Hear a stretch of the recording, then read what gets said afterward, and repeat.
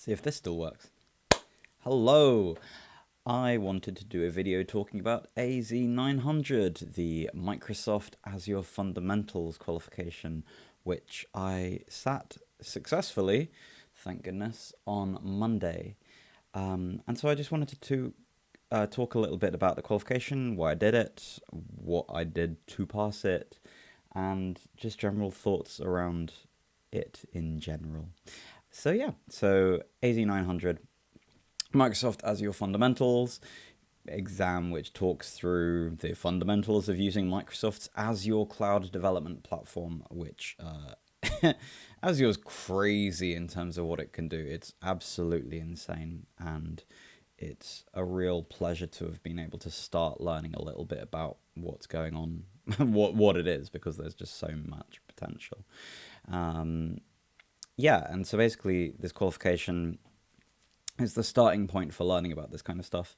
I was asked to do it because I've got myself a job. I've got myself an internship with Nightingale HQ, who are fascinating, really, really interesting company.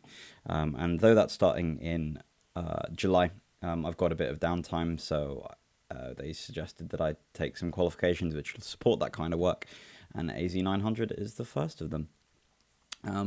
Currently, it is free to take if you are a student through a company called Cloud Ready and through their Cloud Ready Skills program, which I think is linked to Microsoft in some kind of way, but I actually don't know. If you're not a student, if you don't have any affiliation to an educational institution, then it's about $99 US, depending on whatever, and then depending on whatever currency you happen to be in, but it'll be around that kind of cost. I managed to pass the exam in 10 days worth of work, having not used Azure before, to passing in 10 days. This is dumb. Don't do it. I think that is nowhere near enough time to do something like this. I've seen a couple of videos of like pass it in 8 hours or anything like that, and it's like the book that I use the most is 300 pages long. There is no way I would recommend in good conscience people try and do it in a short amount of time, unless you've got pre-existing Azure experience, in which case, sure, probably you could pull it off, maybe, but if you're going entirely cold, then no, it is considerably more than 8 hours. I generally think around about a month is a good amount of time to work on it. Maybe 3 weeks, but still not 8 hours. And in those 10 days, I worked pretty solidly on it. I was also ill. But still, I think it's quite a lot of stuff to cover. So, yeah, the exam itself, broken up into 6 sections. Microsoft is super open about what those sections are and what is required to be understood in those sort of contexts. And there are loads and loads of resources, so I'm just going to go through a few of them, which I thought were useful. So Cloud Ready Skills, the company who actually provide the scheme by which it is free, that kind of stuff. Reassemble that into a sentence that actually makes sense. They provide like an 8-hour Vimeo like crash course sort of thing, which they put together with Julian Sharp and Andrew Bettany. That's really good. I watched about half of it. I didn't finish it, but it's great. It's lovely. There are all sorts of YouTube videos. Special dedication has to go to John Saville's technical training.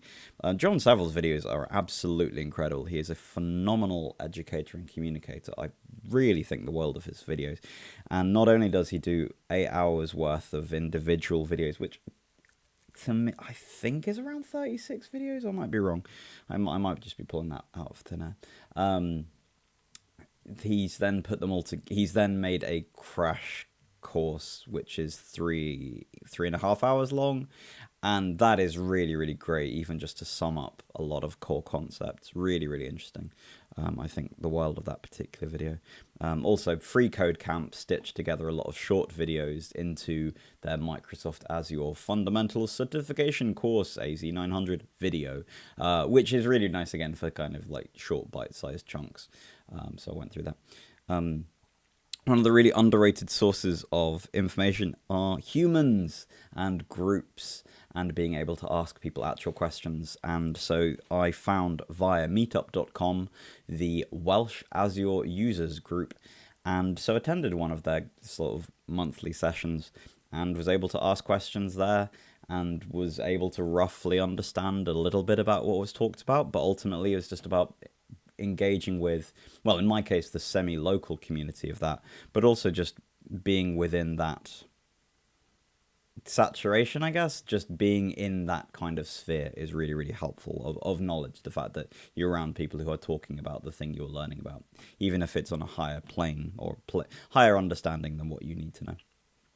And also Microsoft do a bunch of supporting events, and one of them that I attended was this sort of Q&A session, which kind of follows flipped learning perspectives of the fact that they give you like an hour worth of a lesson or a lecture or a tutorial, whatever you'd like to call it, and then that can be done asynchronously, so in your own time whenever you'd like to do it, and then there is a scheduled 45 minute, 30-minute session with an actual Microsoft trainer.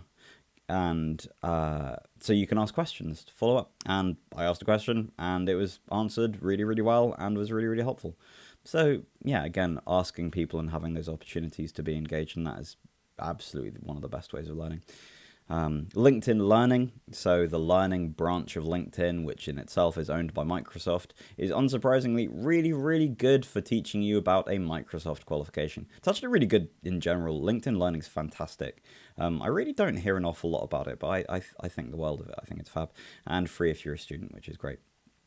An actual book that I was using was ExamRef AZ-900 Microsoft Azure Fundamentals, which is available on O'Reilly Learning, and again, I think it's fantastic. And I think I mentioned earlier, but it's like over 300 pages of stuff. While you don't have to know everything about it, like you don't have to memorize every single part of it, all of it's useful and interesting. And they've also got these really useful thought experiments where you are given a business case study for what you're learning about, and that's really useful in terms of, you know, such a company. I mean, it's Contoso because it's Microsoft, and all Microsoft companies, if they make up a fictitious thing, is Contoso. You know, they'll say Contoso need to migrate their software, but they need to keep their data in a secure, private sense. They need to keep that in-house, and you go, oh, well, this is blah, blah, blah, cloud. I mean, blah, blah, in that case is hybrid, but, you know, whatever. You know, and to put the things that you have learned into the business perspective, into an actual use case, really, really useful, and definitely aligns with how the questions in the exam are presented. Really, really useful to be aware of. They also just found an app just to download for free called Learn Azure Skills and Career. That was pretty useful to just have. Nice thing to be aware of. Microsoft have also created a bunch of lab exercises, which are just short, you know, 10-15 minute tutorial for actual practical hands-on experience with Azure. So it's like make a virtual machine, make a private network, get to virtual machines connected to then ping one another and stuff like that. And it's really, really good because I found that I was really enjoying learning about Azure and then really hating actually using Azure because I didn't find the portal to be the most user-friendly thing from a learner's perspective. And I hope to be wrong. I hope to be proved wrong the more that I do use it, but I do feel that there are some parts of it missing for beginner support. And so having small exercises to work through, like the lab exercises, of which there are 23, I think, really, really good. I only did about 8 or 9 because I ran out of time, but if I had to recommend anything, it would be to learn Azure by doing Azure. Really, really good. And then finally, there were practice papers. So again, Cloud Ready Skills, the company who provided the free access to the exam, actually give a code for a past paper, which is used on a service called Measure Up. And that's really, really useful. I basically sat that paper. I think I was really confused about how many attempts I had at it, and ultimately ended up doing 4. I don't know if that was intended or not, but either way, I passed paper access. Or at least like, they've got like a bank of like 150 questions, and each time you do a paper, it takes 50 randomly. Anyway, and basically I would just go through and every time and review my answers afterwards, and every time I'd got one wrong, I just make a note of it in Workflowy. By the way, Workflow is amazing, and I think everyone should use Workflowy. Yeah, Workflowy is just great. Anyway, that's a different thing. How did I find the exam? The exam was harder than I was expecting, and a lot of the prep work was harder than I was expecting. I hadn't passed a past paper until the day of the exam. Yeah, it's just there was just so much content. Like the breadth of knowledge was far exceeding my expectations. I felt that it was incredibly wide in terms of what needed to be learned. And the questions were very specific, and there would be naming. They're all multiple choice on the exam, in various different permutations. But you never have to free type anything. It's all here are the options. Choose an option. But there are just so many potential answers for it. No, there aren't. Sorry, there's only one potential answer for it, but there are so many kind of similar use cases, but you have to really understand what you're being asked, and that could be in a purely theoretical or in a business case scenario, which is again why the thought experiments from the book that I was mentioning earlier, which I can't remember if I said is available on O'Reilly Learning, but really, really good. That was, those kind of questions can really throw you, especially when there's a huge amount of content to be aware of. Any hoodle. Exam was harder than expected, pretty much. But ultimately, just from going through and working like I did, it ended up, I was able to pass first time, which I'm delighted about because I hadn't done an exam for ages and it was super stressful, but it was really, really good. So what advice would I give about doing it yourself? I think one of the things that I found was that I think going through it slowly and being exactly sure of the definitions is really, really important.